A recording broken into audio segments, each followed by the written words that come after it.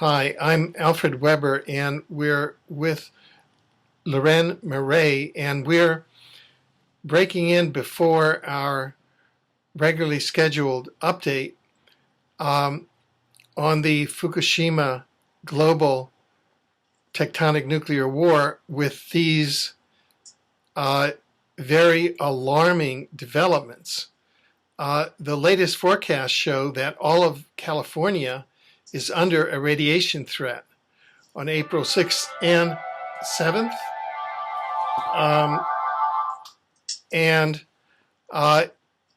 Canada has suspended mobile radiation measurements around Vancouver, BC until further notice, even as a radiation cloud looms over the west. The latest forecast shows that all of California and the Northwest is under a radiation threat on April 6th and 7th, showing levels as high as in Japan.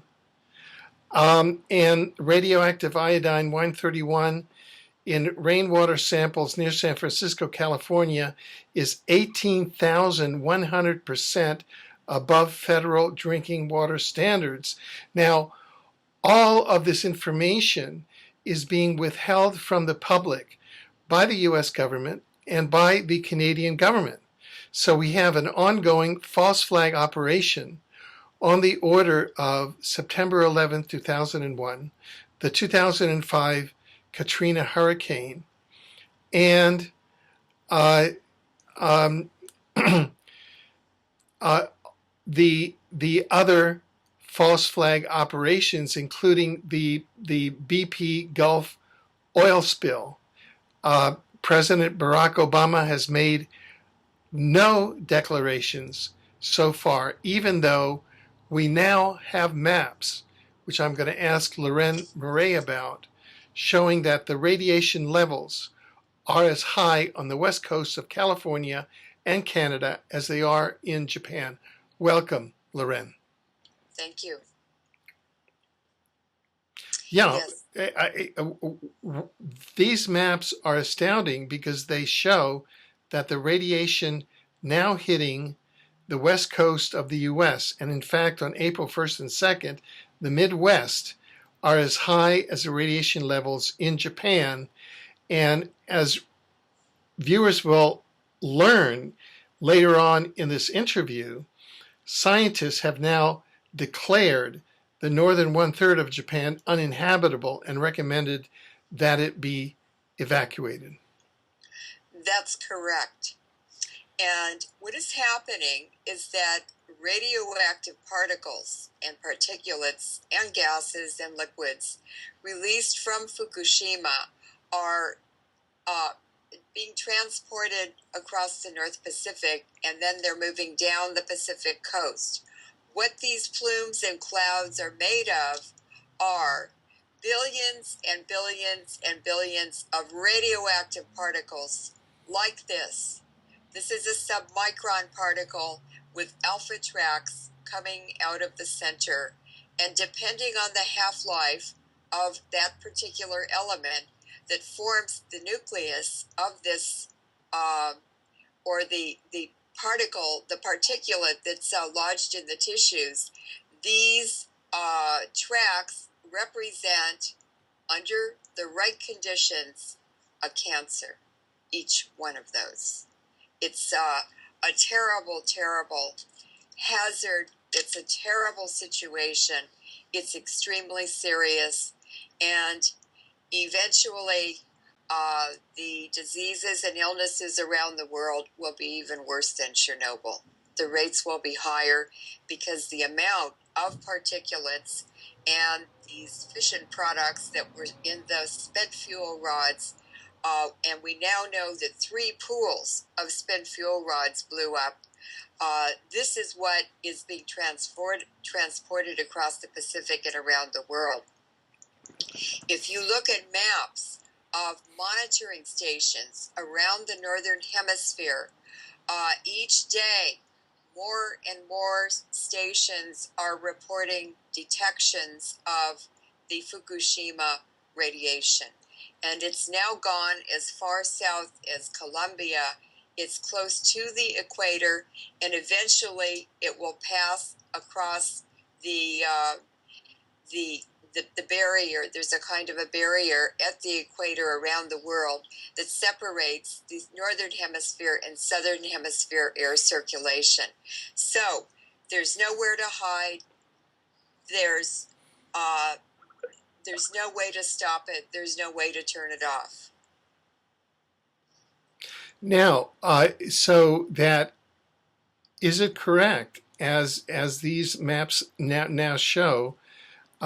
This is being recorded on Monday, April 4th, that apparently on April 6th and 7th, levels as high as Japan will be hitting all of California as well as the Northwest, Oregon, state of Washington, and the west coast of Canada.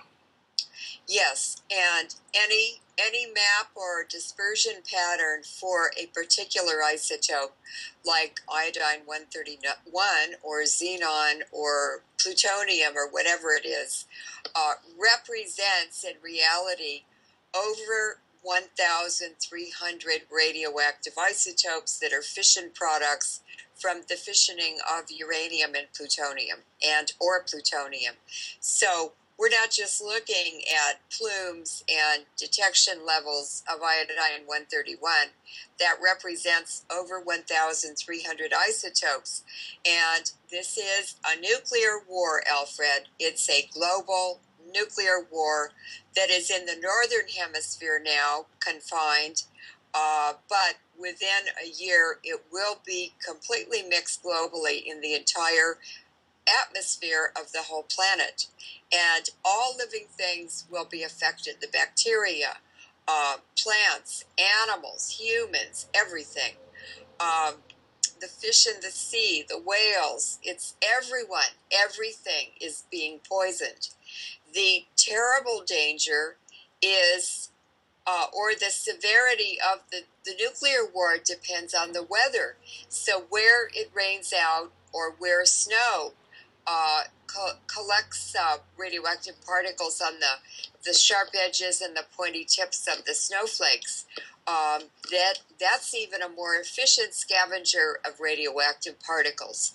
It'll be in our rivers, in our lakes, in our oceans, and wash up on the shoreline, where these particles are lofted into the air. Well, now, we had, as we'll learn further on in the regularly scheduled program, Dr. Chris Busby and another eminent Project Manhattan scientist both have stated that the northern one-third of Japan is uninhabitable and should be evacuated based on the radiation levels there coming from the Fukushima plant. Now, if we have these radiation levels now coming over California, the Northwest, Oregon, state of Washington, and the western part of Canada, does that mean that this land will become uninhabitable and must be evacuated?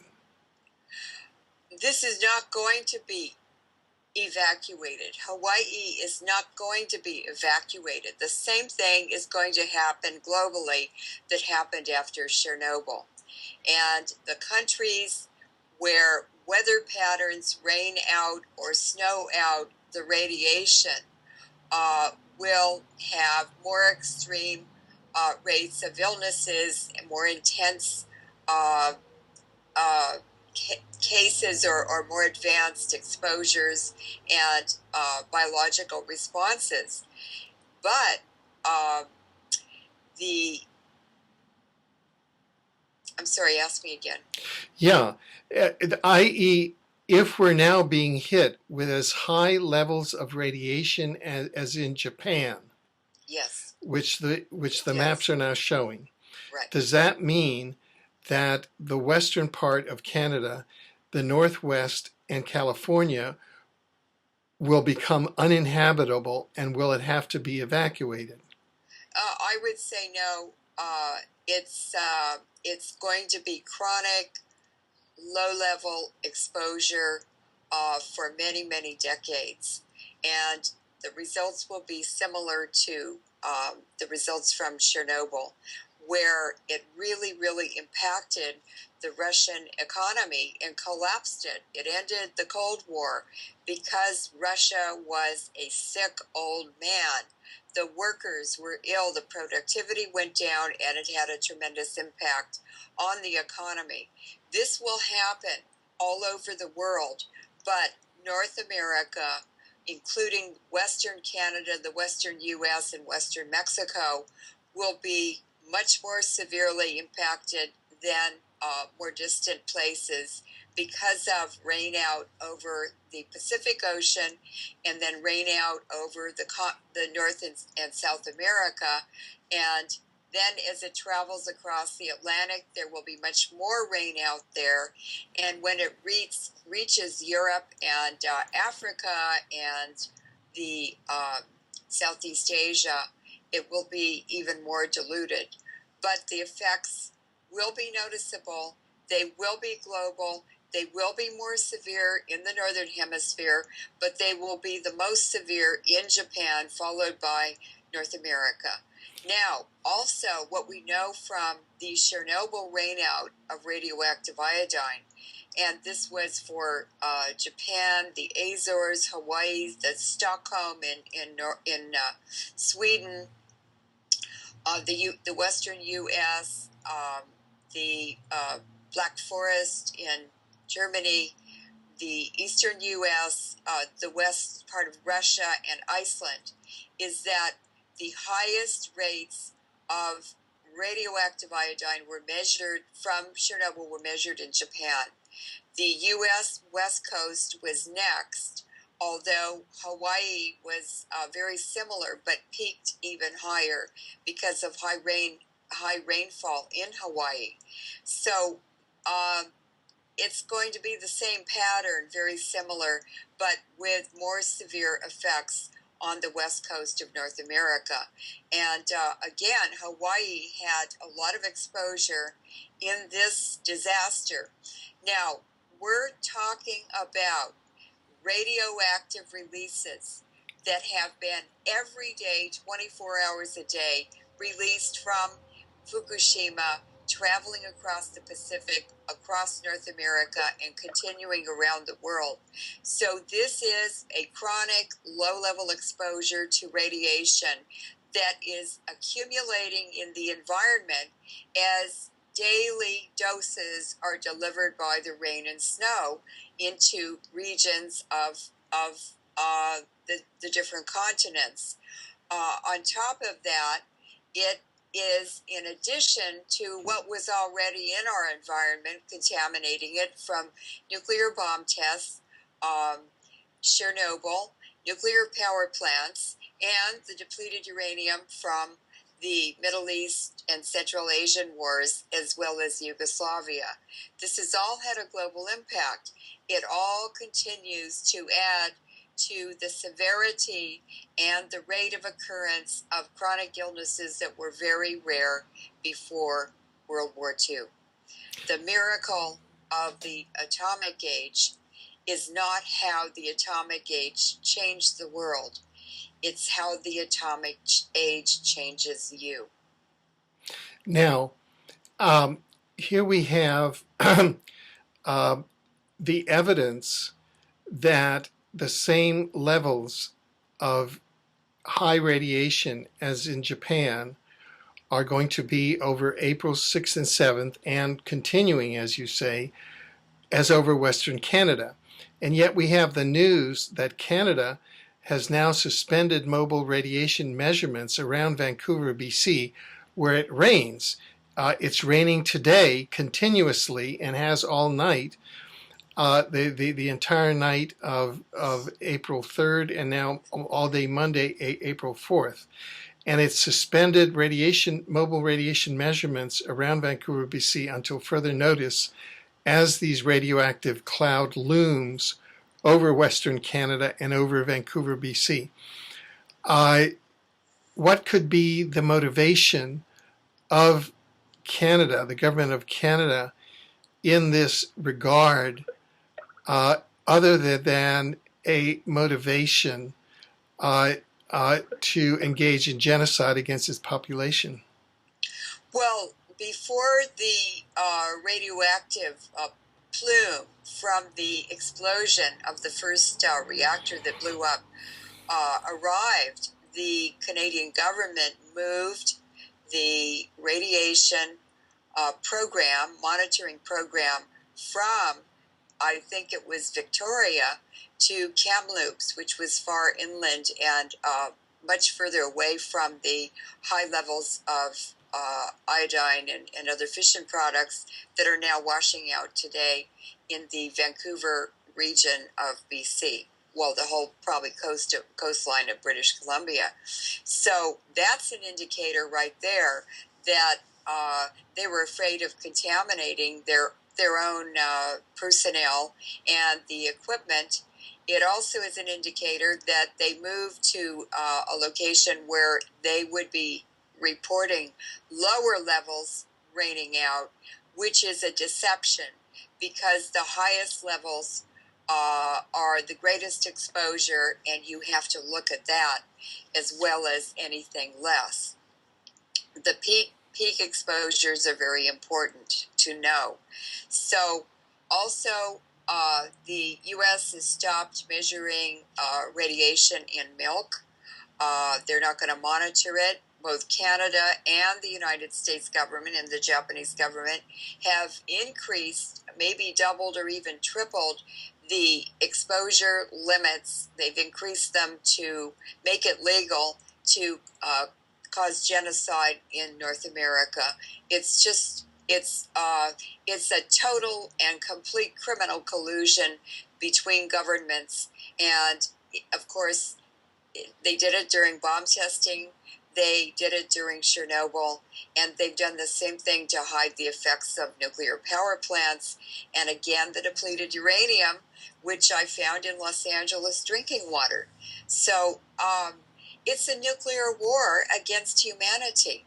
So, would you say, that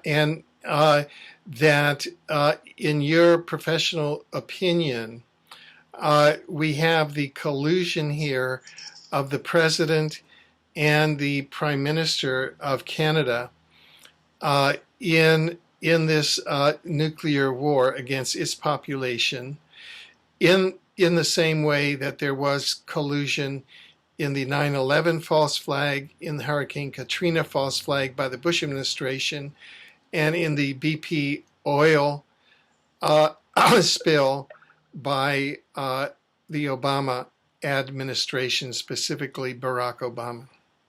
This is a collusion, a criminal collusion between not only politicians, including the Prime Minister of Japan, the Prime Minister Harper of Canada, and President Obama of the United States, but it's also a criminal collusion between regulatory agencies, the Environmental Protection Agency in the United States, the health agencies in Canada, the government of Japan. They are all operating together, and it is in the best interest of the international bankers. So it's the financiers who are carrying out and benefiting from weapons of mass destruction, and this is not anything new. Right.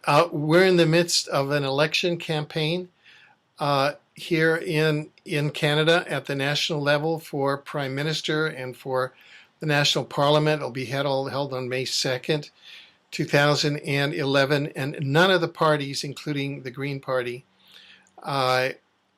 which has raised any of these concerns about this nuclear war. Do you have any comment on that? Well, it's a cover-up, as I said, at many levels. And the political parties, the politicians, the activists, they're all involved in the collusion. Their money comes from CIA and intelligence foundations. So, in order to continue having funding for their activities, they have to be part of the cover-up and the collusion. Right. We're now going to transition toward our regularly scheduled programming. Before we do you have any final comments for our audience?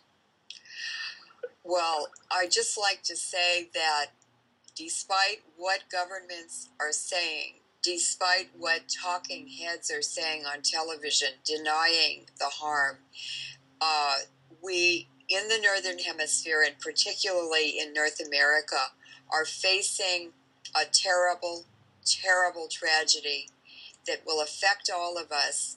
And in the years that come, there will be a very serious health crisis in the western regions of North America.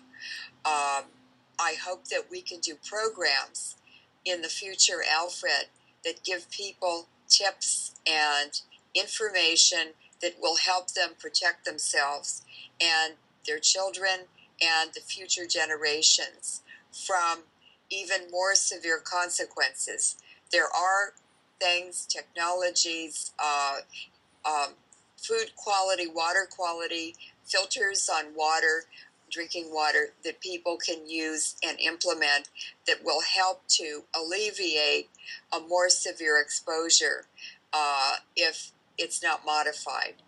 We need to take charge of our lives, of our health, of the quality of life that we may expect in the future.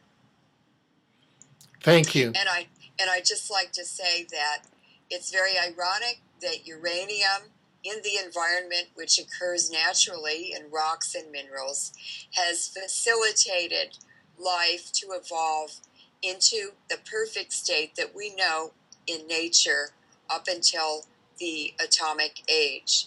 And that uranium was a friend and a facilitator of evolution. It caused creations that became positive and helped people and organisms evolve to changing conditions. But the irony today is that they have released so much into the environment. It's such a health burden and a body burden now in humans and all other living things that it's just a slow death. It's a genocide for all living things, and it didn't have to happen. Thank you, Leuren. Please stay tuned now for an extraordinary 60-minute interview with Leuren Moret on some breaking information, latest news on two world-class scientists who have declared that the northern one-third of Japan is now uninhabitable because of radiation and should be evacuated. Thank you.